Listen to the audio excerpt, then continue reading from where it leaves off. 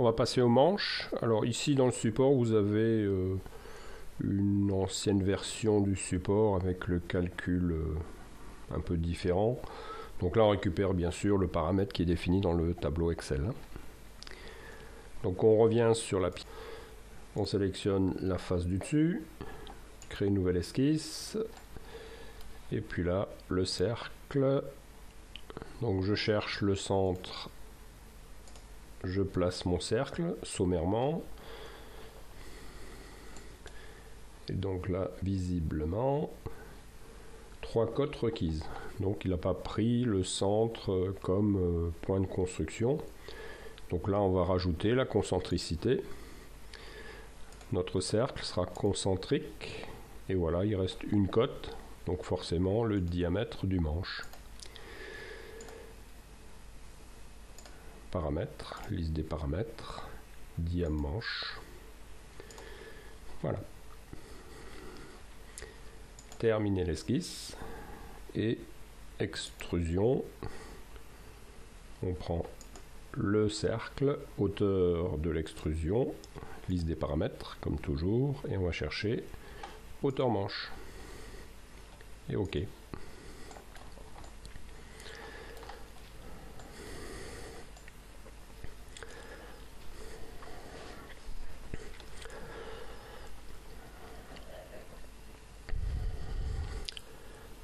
Donc le manche, on va dire, allez, il me paraît un peu court. Je vais reprendre simplement mon tableau Excel, modifier la valeur, et automatiquement, comme le tableau est lié avec mise à jour automatique, on aura immédiatement la mise à jour.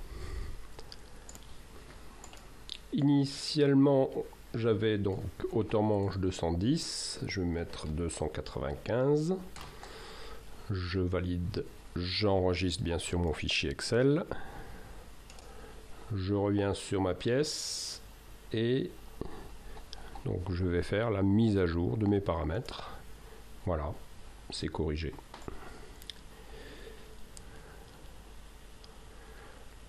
Voilà, donc c'était une brosse de peintre.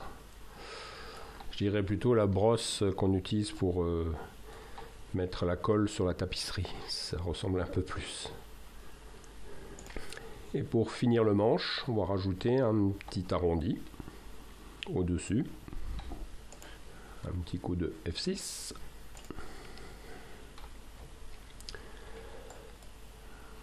Donc je prends la fonction congé, je sélectionne mon arête et je veux une valeur de liste des paramètres.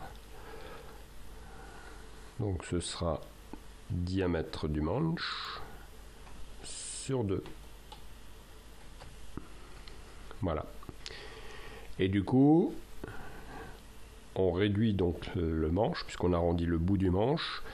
Donc si on voulait une longueur qui ne tienne pas compte de l'arrondi, c'est-à-dire que si on voulait venir jusque là, il suffirait de corriger de nouveau le tableau Excel, rajouter la valeur, et puis hop, ça se met à jour. Donc vous voyez l'intérêt des paramètres, c'est quand même vachement pratique. On a un lien et puis on peut modifier tout ça très très facilement.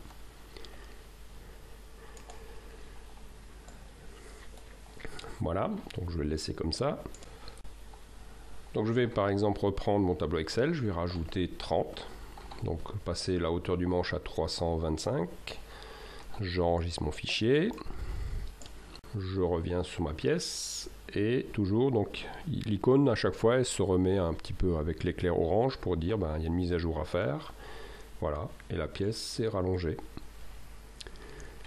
Et l'éclair se remet en grisé, donc pour l'instant il n'y a pas besoin de mise à jour. F6. Voilà, notre pièce est terminée.